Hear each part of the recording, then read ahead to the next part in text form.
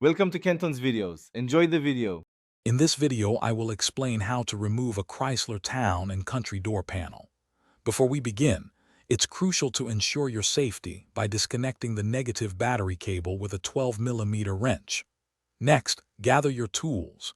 You'll need a flathead screwdriver, a Phillips head screwdriver, and either a dedicated door panel clip tool or a simple putty knife. Having these items prepared will make the process much smoother. Now, let's start by removing the visible trim.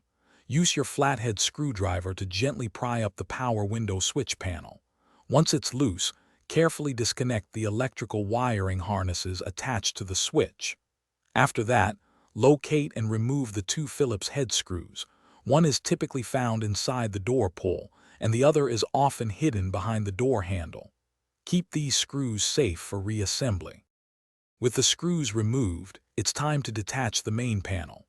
First, if your vehicle has a small trim piece, sometimes called a sail panel, near the mirror, gently pull it off.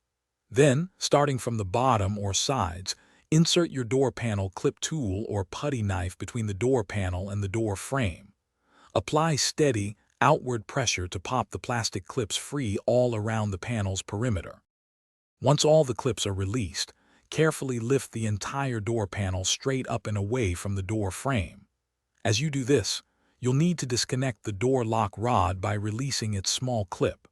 Also, unplug any other electrical connectors, such as those for the door lock switch or courtesy lights.